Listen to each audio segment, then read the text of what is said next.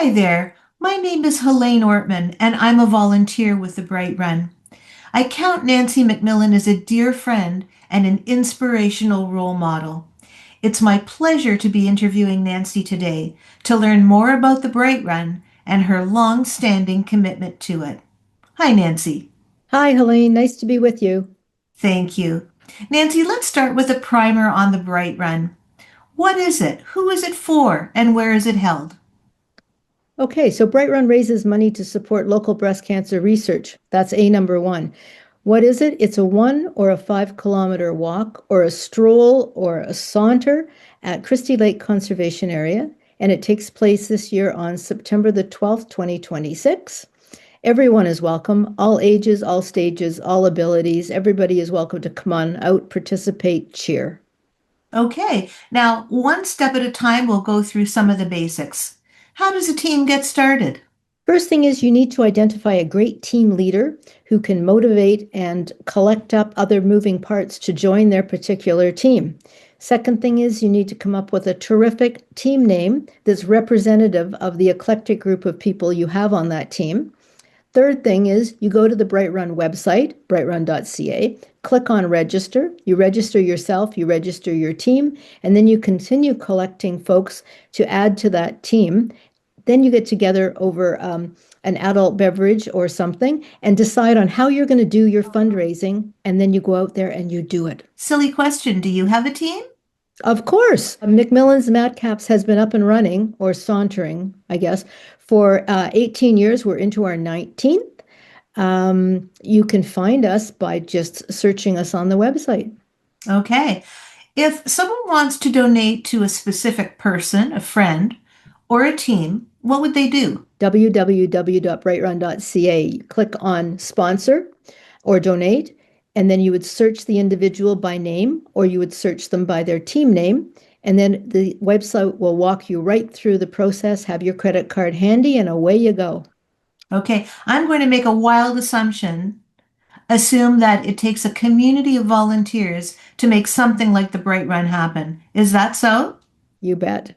You bet. And that community is long-standing. We have folks, Helene, who have been volunteering since year one. We have teens that started out when they were 6 and they're now not 6 anymore and they've graduated university and gone on to bigger and better things. And we have a core group of people who are on our executive and they work 12 months of the year. These are unpaid volunteers. There's 12 of them. A lot of them are medical practitioners who hang out at the Jaravinsky Cancer Center. And then there's a number of us who are breast cancer survivors and community supporters. So that's a core group. Then we have about 30 individuals who start doing their volunteer work in the community in about April. They're staffing community events and tables within the Juravinsky Cancer Center where we're selling all kinds of great stuff and sharing information. And then on event day, there's over 200 volunteers who arrive in their blue shirts to Mhm. proudly take on whatever tasks they are assigned to ensure that the day goes flawlessly and everybody enjoys themselves immensely. And it works. Wow, wow. Events like this are not magic. People are needed, partners are needed. What about the case for the Bright Run? Who helps? Our community partners help. We have some terrific longstanding supporters who have, again, been with us since day one. It's up to our community partners to help us pay the bills. So they come forward with their financial and in-kind support to ensure that the event goes on without a hitch. And it also ensures and guarantees that every dollar that's raised by our participants funds research because they take care of all of the costs. We couldn't do this without our steadfast community partners. We could not. Amazing. What about media outlets? How do they help? So we have some great friends at CH. We have great friends at Legend, the radio station, the community newspapers, Cable 14. These folks have been by our side for many countless years, some since, as I say, since the beginning. They help us get the word out to not only the Hamilton area, but also through to Niagara, Brantford, Burlington, Haldimand, Norfolk. They help us get the word out to folks who are not necessarily right in our Hamilton community. Hmm. You've mentioned the website a couple of times. Give us the address again, Nancy, and why would it be important to visit it? www.brightrun.ca. You pop in there, you will meet our executive. You will see 10 years worth of photos to give you a sense of what the electricity and the excitement is all about on event day. You'll see the listing of the 24 research projects that we have funded to date. You'll also see the details on the Bright Run Chair, the PINK program, as well as the BAC endowments. You'll see tips and tricks, I'll call them, on fundraising. So to come up with some ideas, we'll give you a starting place, how to register, how to donate, how to volunteer. Everything is on the website, more information than you can possibly imagine to give you a sense of how to participate, how to get involved, and what you're going to be supporting. How soon can teams register? We're hoping the registration sites will all be up and rolling for the middle of January so that individuals can register to participate. Volunteers can sign up to get volunteering. The website itself should be revamped and ready to go beginning of January, and hopefully the other sites will be ready to push the button for the middle of January. Okay, let's take one step back. Let's look at 2025. What was the success of the most recent Bright Run? It didn't rain. We had about 1,500 participants register and attend the event. Mhm. We had over 200 volunteers come and make sure that it went flawlessly. And again, the energy, the excitement, the electricity, the smiles, the fellowship was all there again for another year, very much similar to a great family reunion, because so many of us know each other for many, many years, and this is the only time we get together to check in on each other. So that was a huge success. Now, the other part of it was we got to hear all about our survivor spokeswoman. She spoke to us at the beginning of the day. And then at the end of the day, once everybody came back from their walk, run, stroll, saunter, we had the check unveiling. And this year, we raised $535,000 to support local breast cancer research. Wow. So that meant you met your goal, Nancy? Oh, no, no, no. We exceeded it, Helene. That's what we do. We exceeded our goal. It was originally 518,000, so we exceeded our goal. My gosh. And the history of fundraising over the 18 years so far? One of the big highlights I have to mention was we did 2 years virtual during COVID Mhm. because breast cancer didn't stop because of COVID, so neither did the Bright Run. So we've had 18 years of continuous fundraising to bring in a total of $6.6 million. My gosh.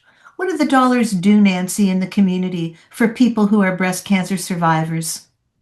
Well, as I said, we've funded 24 projects. We have outfitted the an ultrasound suite at the Breast Assessment Center. We have launched the PINK program, and we have also funded the Bright Run Learning Health System Chair in partnership with McMaster University. Wow. Let's tease a little bit of that out. I've heard about the PINK program. Who's it for? PINK program is for young women under the age of 40 who have been diagnosed with breast cancer. They have very, very unique needs, different from folks like myself diagnosed later in life. So things like body image, sexuality, fertility, genetics, conversations with young children, conversations with parents about a breast cancer diagnosis, returning to work. There's all sorts of things that are very unique to that particular age demographic. And that's what the PINK program does. It works in partnership with these individuals to answer lots of questions, do some pre-planning, and help them down this particular road that they find themselves on. The Bright connection to AI, to artificial intelligence, what's that about? The Bright Run Learning Health System Chair was endowed about 3 or 4 years ago, and there was an international search for the person to assume that role. We were very fortunate to find Dr. Shaha, who is an engineer and Mhm. came to us with an extensive background in AI, which she is now applying to, oh, more projects than I can count with her students on applying AI to breast cancer research to make things more efficient, make things more effective for the different processes that are involved in a breast cancer treatment plan. Wow. In terms of a Bright Run discovery, something, for example, around surgery, what can you tell us? Well, Bright Run funded a seed project back a number of years ago, and what it was they were going to try out this topical medication that to be used at the time of a lumpectomy or a breast cancer surgery. And what it did was it reduced the bruising and sped up the healing process after a surgery. May not sound like much, but if you're a breast cancer patient waiting to get on with it and you're Mhm. waiting for the bruising to go away, this was a significant step forward in getting those things under control and getting on to the next thing. Right. Research that leads to advancement changes in regimes and protocols. What about in terms of radiation? Well, again, going back a number of years ago, 18 years ago, when I was diagnosed, my treatment protocol involved 5 radiation treatments that were what they call boost, and then Hmm. 25 after that to finish out the program. Now, again, based on the presenting diagnosis, it can be as short as 5 days or 10 days instead of 30 days. And that's all because of the research that we are very fortunate to be involved in at the Juravinski Cancer Center that has been funded in large part to get things started by the Bright Run. Crucial impact. So much good information about the Bright Run. Let's pivot a little bit and let's find out a little bit more about you. How did you come to be involved with this thing called the Bright Run? Well, I got this thing called breast cancer 18 years ago. And the first 3 years, I put together a team, McMillan's Madcaps. You can find us on the website. For the first 3 years, we did fundraising. So I had a wonderful group of family and friends, and we fundraised like crazy. Year 4, they approached me and wanted to know if I'd like to join the marketing committee for the Bright Run. Had no idea what that involved, but I said yes. The following year, the event chair needed an assistant. Would I be interested in that? Sure. So I came on board to assist with all various and sundry that I was able to. That was year 5. This is year 18, 19. So 14 years since that time, I've been very, very honored and privileged to be the event chair and lead a wonderful, wonderful group of participants and volunteers in this fabulous thing called Bright Run. Wow. You say yes a lot. And that's how you became event chair. Tell us a bit more about that. What a huge role that is. I see the role somewhat as creating a framework, if you will, so a picture frame in which all of the other pieces come together. So I oversee, I think there's 6 committees, and everybody gets together once a month, and our executive gets together once a month, and it's spinning all the plates and make sure all the plates stay in the air, and also introducing new plates where necessary, looking for new folks to bring into the fold. It's never ending. And it's so much fun to work with this wonderful, wonderful group of people that call themselves Bright Run community members. Hmm. People like you are so obviously driven by passion and by cause. Tell us about that. Bright Run's the reason I get up in the morning.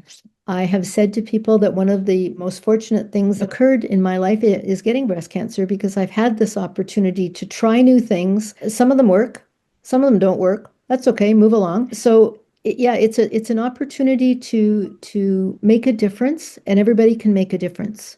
Everybody has talent, and they can put it towards doing something similar to what I'm doing. Everybody needs to find their passion and their purpose, and I found mine.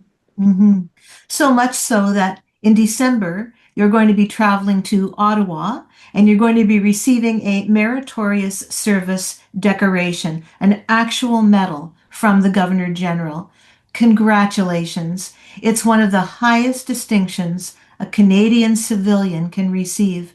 How does this make you feel? It's really hard to find a word to describe it, Helene, and I'm not usually lost for words. I'm very, very humbled. I'm very, very honored. None of this I do for recognition or I just do it because I just do it. But it's awfully nice to be recognized and by the Governor General, no less. Oh my gosh, it's quite an honor, and I just don't have the right words to describe it, which for me is unusual. It's recognition for exceptional community service. What do you feel you've accomplished? Bright Run is now known in our community and beyond. You can go to the grocery store and you can see people wearing Bright Run t-shirts. You can mention Bright Run to a group of people and they will say, oh yes, I've heard of that. I've been there. I have a friend who does that every year. So Bright Run is now well known, established, a household name in a lot of communities. So that's a huge accomplishment that we are a known entity now and a force to be reckoned with, if you will, in breast cancer research fundraising. The recognition piece is huge, And the fact that we've all been able to come together $5 at a time and raise $6.6 million, that's fantastic. Hmm. Casting your sights a little in the future and then a little past that, what do you see? Bright Run 2026 on September the 12th of 2026. That's our short-term goal. And I have a to-do book that is going to steer the ship as far as my world goes in order to get us there. We're not going to be making major changes because if it's not broken, don't fix it. But each year we tweak a few little things. We introduce a few little things to just make it a little bit different for our participants who come back year after year. And this year will be no different. That's the less than 1 year plan. Hmm. Beyond that, 20 years. In volunteer fundraising world, that's very, very unique. So we are certainly going to take that opportunity to pull out all the stops and celebrate 20 years of Bright Run. Hmm. Hmm.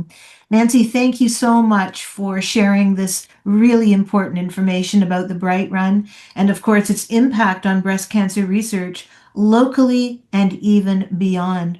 We all look forward to being out at the Bright Run September the 12th.